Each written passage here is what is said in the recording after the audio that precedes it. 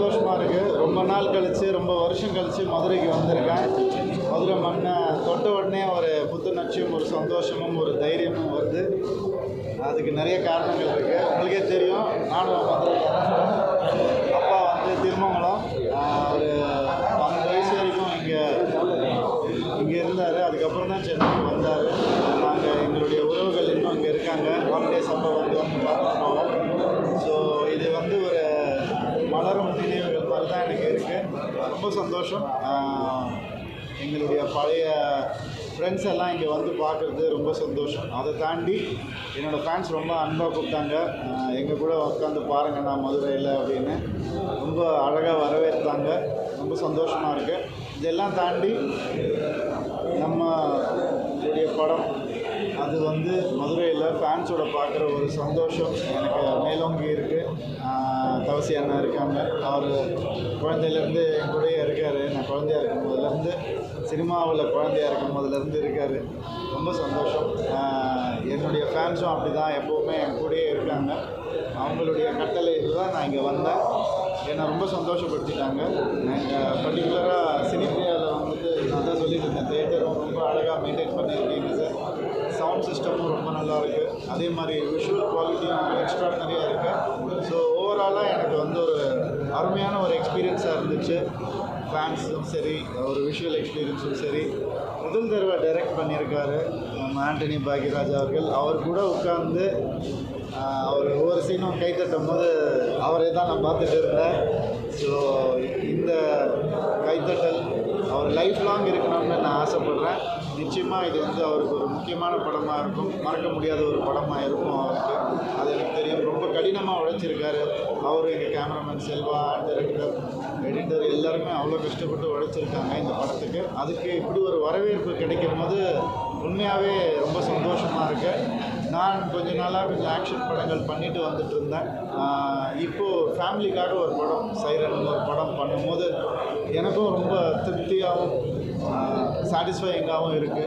நிச்சயமாக இந்த படம் இந்த குழந்தைங்களுக்கு, லேடிஸ்க்கு எல்லாருக்குமே பிடிக்கும்னு நான் நம்புகிறேன். பார்த்தவங்க எல்லாம் எனக்கு ஃபோன் பண்ணி அதான் சொன்னாங்க. ரொம்ப கிரிப்பிங்காக இருக்குது, ரொம்ப நீட்டாக இருக்குது, மேக்கிங் நல்லா இருக்குது. இந்த மாதிரி பாசிட்டிவ் வேர்ட்ஸ் வரும்போது மனசுக்கு ரொம்ப சந்தோஷமாக இருக்குது. ஸோ இங்கே வந்ததுக்கு எனக்கு எல்லா வகையிலையும் சந்தோஷப்படுத்தினவங்க எல்லாருக்கும் ரொம்ப நன்றி. நீங்கள் கேட்ட அளவுக்கு திரையரங்குகள்லாம் கிடைக்குதுங்களா? திரையரங்கில் கிடைப்பதில் இது பிரச்சனை இருக்கா? இல்லை சார், இது சோலோ ரிலீஸ் இருக்கிறதுனால பிரச்சனைகள் எதுவுமே கிடையாது சார். ரொம்ப நீட்டாக தான் ரிலீஸ் நடந்துருக்கு. வேர்ல்டு ஓவர் 1000+ ஸ்க்ரீன்ஸில் ரிலீஸ் ஆகிருக்கு. ஈவன் நார்த் இந்தியாவில் கூட வந்துட்டு ஒரு கிட்டத்தட்ட ஒரு 200 ஸ்க்ரீன் ரிலீஸ் ஆகிருக்கு. ஸோ அதனால் பிரச்சனையாக எதுவுமே இல்லை. எல்லாமே ஸ்மூத்தாக தான் இருக்குது. அந்த காலகட்டங்களில் மாதிரி ஒரு 50 நாட்களை தாண்டி ஒரு திரைப்படம் ஓடுவது ரொம்ப கடினமாக இருக்குது சார். 20 நாட்களில் ஒவ்வொரு திரைப்படம் என்ன கருத்துக்கள் நிறைந்த திரைப்படமாக இருந்தால் காண முடியும். அது ரசிகர்களுக்கு என்ன சொல்லுங்கள்? அதான் சார், அது நம்ம வந்துட்டு இப்போ கொஞ்சம் அதை சயின்டிஃபிக்காக பார்க்க வேண்டியதாக இருக்குது. ஒரு ரேஷியோ, ப்ரொபோர்ஷன், மேத்தமேட்டிக்கெல்லாம் பார்க்க வேண்டியது இருக்குது. முன்னாடி வந்து சிங்கிள் ஸ்க்ரீன் தேர்தல் இருந்துச்சு. அதில் ஒரு நாளைக்கு 4 ஷோ ஓடும். அப்போ 100 நாள் ஓடினா தான் அந்த கணக்கு வந்து சரியாக வரும். ஸோ 10 நாளைக்கு 40 ஷோ அப்படி வரும். ஸோ 100 நாளைக்கு எவ்வளோ ஷோன்ற கணக்கு வந்து இன்றைக்கி மல்டி ஸ்க்ரீன்ஸ் இருக்கிறதுனால ஒரு இப்போ மாயாஜால் மாதிரி தேட்டர்லாம் வந்துட்டு ஒரு படம் 40 ஷோ போட முடியுது, ஒரே நாளில் வந்து போட முடியுது. ஸோ அந்த ரேஷியோ கரெக்டாக தான் இருக்குது, கலெக்ஷன் கரெக்டாக தான் இருக்குது. அதனால் யாருக்கும் லாஸ் வர்றதில்லை. எப்படியுமே நல்ல படத்தை வந்து தேட்டரில் பார்த்தோம்னு தான் நினைக்கிறாங்க.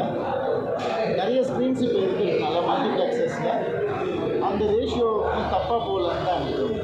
நடிகர் சங்க கட்டடம் நடிகராக வந்து ஒரு மிகப்பெரிய எதிர்பார்ப்பு. உதயநிதி ஸ்டாலின் பேர் ஒரு கோடி கொடுத்துருக்காங்க. இனிமேலாக அந்த கட்டட பணிகள் நிறைவேறப்படுமா? அது எப்படி உங்கள் நெருங்கிய நண்பர்கள் தான் குடும்பங்கள்லாம் இருக்காங்க.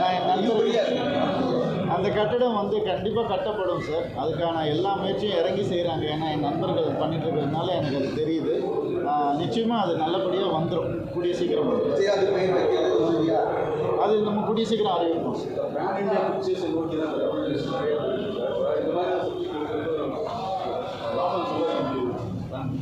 இந்த மாதிரி சப்ஜெக்ட் எடுக்கிற ஆக்ஷன் கரெக்ட் கரெக்ட். அதான் சார், நீங்கள் வந்துட்டு இதை நம்ம ஃபேமிலி அண்ட் த்ரில் சேர்ந்த ஒரு படம் சைரன். அது ரொம்ப ரேர் காம்பினேஷன். ஸோ அப்படி இருக்கிறப்ப எல்லா இடத்துலையும் இது வந்து கண்டிப்பாக ஏற்றுப்பாங்கன்ற ஒரு நம்பிக்கை எங்களுக்கு இருக்குது. மற்ற ஸ்டேட்ஸ்லேருந்தும் சரி ஃபோன்ஸ் வரும்போது இது ஒரு கிரிப்பிங்கான ஒரு படமாக தான் அதை பார்க்குறாங்க. அதில் ஒரு நல்ல ஃபேமிலி எமோஷன் கோராக இருக்குது. ஸோ அது நல்ல ப்ரெசன்டபுளாக இருக்கிறதுனால கண்டிப்பாக ஆல் ஓவர் இந்தியா இந்த படம் வந்து நல்ல நல்ல பேர். பொதுவாக அந்த நடிகர்களோட அரசியலுக்கு வரது எப்படி பார்த்தீங்க? விஜய் பொதுவாக நடிகர்கள் எல்லாருமே வராங்க. நீங்களும் வர மாதிரி இருக்கும்.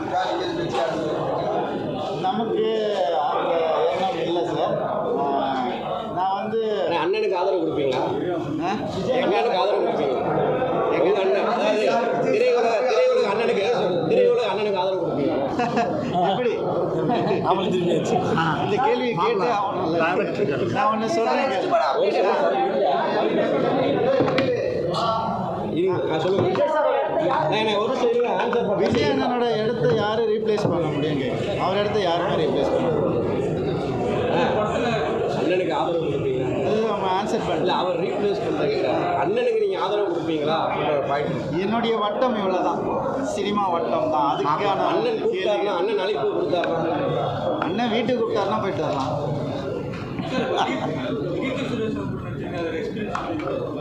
ஒரு ரொம்ப ஒரு ரிஃப்ரெஷிங்கான ஒரு எக்ஸ்பீரியன்ஸ் தான் கீர்த்தி சுரேஷோட பண்ணுறது. ஏன்னா இது நார்மல் ஹீரோயினுக்கான ஒரு சப்ஜெக்டாக இல்லை. இது வந்து நான் ஒரு மிடில் ஏஜ் மேனாக பண்ணுறேன், அவங்க ஒரு டாப்பாக முதல் தடவை பண்ணுறாங்க. ரெண்டு பேருக்குமே முதல் கதாபாத்திரம்.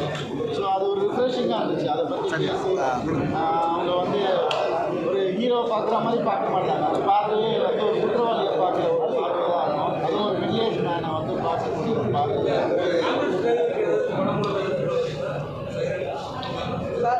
ஆம்புலன்ஸ் டிரைவர்ஸ்க்கு மட்டும் இல்லை சார், இந்த படம் மூலமாக நிறைய நல்ல விஷயங்கள் சொல்லப்பட்டிருக்கு. ஆம்புலன்ஸ் டிரைவருக்கு வந்து அவங்க சொல்லணும்னு நினைக்கிறத வந்து டைலாகாக சொல்லியிருக்கோம்.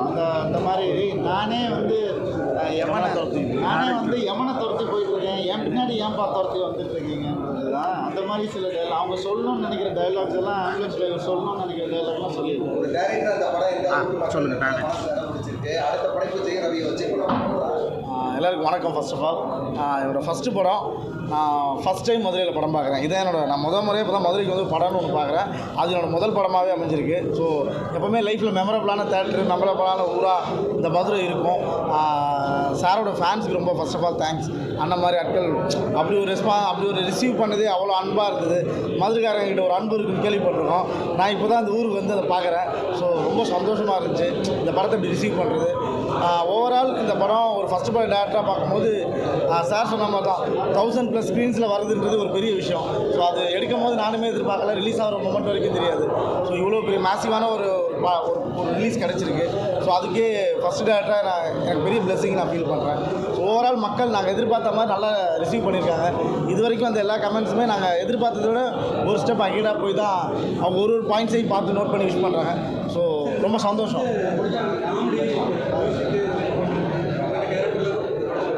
ஆனால் அதெல்லாம் படத்துலேயே இருக்கேன், அதையும் நானே சொல்லிட்டேன் பாபு. ஆனால் புதுமுக டேரக்டர்களுக்கு வந்து வாய்ப்புகள் கொடுக்குறது உங்களுடைய பார்வையில் எப்படி இருக்குது? இப்போ நீங்கள் அண்ணன் காலத்தில் பெரிய டேரக்டர் ஒர்க் பண்ணியிருப்பீங்க. இந்த மாதிரி யங்ஸ்டர்ஸுக்கு நீங்கள் வாய்ப்பு கொடுக்குறதுனால என்ன மாதிரி கதைகள் வருது? நீங்கள் நிறைய கதை கேட்டிருப்பீங்க. என்ன மாதிரி ஃப்ரெஷ்ஷான கதைகள் கேள்விப்படுறீங்க? எந்த அளவுக்கு மக்களுக்கு இம்பாக்ட் இருக்க மாதிரி என்ன மாதிரி வித்தியாசங்கள் இருக்காங்க? நிச்சயமாக இருக்குது. இப்போ வர அந்த நியூ ஜென்ரேஷன் ஆஃப் டைரக்டர்ஸ் வந்துட்டு வேறு ஒரு லேர்னிங் எடுத்துகிட்டு வராங்க. ஏன்னா இப்போ வந்து நம்ம வந்து ஒரு படத்தை வந்து கற்றுக்கணுன்னா அதுக்கு ஒரு அசிஸ்டன்ட் டைரக்டர் ஒர்க் பண்ணணும், எடிட்டிங் ரூமில் போய் ஒர்க் பண்ணணும், இவ்வளோ இருக்குது. ஒரு கிளாப் போர்டாக தனியாக ஒர்க் பண்ணணும், ஸ்கிரிப்டுக்கு தனியாக ஒர்க் பண்ணணும். பட் இப்போ வந்து வரவங்க வந்து ஒரு பேசிக்கான ஃபில்ம் நாலேஜ் இருந்து தான் வராங்க. ஏன்னா அவங்க வந்து என்ன நினைக்கிறாங்களோ அதை வந்துட்டு ஃபோன்லேயே நம்ம வந்து ஷூட் பண்ண முடியுது, ஃபோன்லேயே எடிட் பண்ண முடியுது, ஃபோன்லேயே கிரேட் பண்ண முடியுது, ஃபோன்லேயே வந்து ரிலீஸும் பண்ண முடியுது. ஏன்னா மீடியமில் ரிலீஸ் பண்ண முடியுது. ஸோ ஒரு மீடியம் வந்து ஈஸியாக கற்றுக்கக்கூடிய ஆப்பர்ச்சுனிட்டி வந்து நமக்கு கையிலேயே இருக்குது. ஸோ பல வருஷங்களுக்கான உழைப்பையோ எக்ஸ்பீரியன்ஸையோ வந்து நம்ம ஷார்டன் பண்ண முடியுது. ஸோ அது ஒரு நல்ல விஷயமாக தான் நான் பார்க்குறேன். அது வேறு மாதிரியான ஒரு எக்ஸ்பீரியன்ஸ், அதுக்கு நிகரே கிடையாது. பட் இது வேறு எக்ஸ்பீரியன்ஸ், இதுலேருந்து ஒன்று வருது இல்லையா, அது ரிஃப்ரெஷிங்காக இருக்குது. கோமாளி படத்தப்போ பிரதீப் ரங்கநாதன் வந்து ஒரு சின்ன சீன்ஸ் எடுத்து உங்களை இம்ப்ரெஸ் பண்ணான்ற மாதிரி நீங்களே நடந்துருக்கீங்க. ஸோ இவர் இம்ப்ரெஸ் பண்ணதுக்கான காரணங்கள் என்னவா? முதல்ல இவர் இம்ப்ரெஸ் பண்ணது வந்து இவர் விஸ்காம் லாயலால் விஸ்காம் படிச்சிருக்காரு. அதுலேயே இம்ப்ரெஸ் ஆகிட்டேன். ஏன்னா நானும் ஜூனியர் சார் நானும் லாயலால் விஸ்காம் பண்ணேன். ஏன்னா எனக்கு தெரியும் அந்த ட்ரில் எப்படி இருக்கும்னு எனக்கு தெரியும். அது உள்ளே போட்டு எப்படி வாட்டி வதக்கி எடுத்து வெளியே அனுப்புவாங்கன்னு எனக்கு நல்லாவே தெரியும். ஸோ அதை ஒரு எக்ஸ்பீரியன்ஸ் பண்ணியிருக்காருன்னு சொன்னோடனே பேசிக் ஆஃப் ஃபில்ம் என்னன்றது ஈஸியாக தெரியும். ப்ளஸ் ஒரு ரைட்டராக நிறைய நல்ல படங்களுக்கு வந்து ஒரு ரைட்டராக இருந்திருக்கிறதுனால அது வந்து ஒரு சினிமாவில் வந்து ஒரு ஆல்ரெடி ஒரு எக்ஸ்பீரியன்ஸ்டான ஒரு ஆள் மாதிரி தான் அவர். டைரக்ஷனுக்கு தான் அவர் புதுசு, சினிமாவுக்கு புதுசு இல்லை. ஸோ அந்த வகையில் என்னை இம்ப்ரெஸ் பண்ணும். உங்களுடைய டைரக்ஷனில் அடுத்த படம் எதிர்பார்க்கலாமா? என்னுடைய டைரக்ஷன் தனியொரு வேலைகள் நடந்துகிட்டே இருக்குது. கொஞ்ச நாள் முன்னாடி கூட நானும் அண்ணனும் உட்காந்து டிஸ்கஷன்ஸ் போயிட்டு இருந்துச்சு. ஏஜிஎஸ் வந்துட்டு ரெடி ஆகிட்டு இருக்காங்க. அவங்க வந்து ஓகே சொல்லணும்னு ஆரம்பிச்சு. மதுரை பற்றி நான் முதல்லே சொன்னேன். நினைச்ச உடனே ஒரு புத்துணர்ச்சி வந்தது. நான் சொன்னேன் எனக்கு கல்யாணமே இங்கே தான் நடந்தது.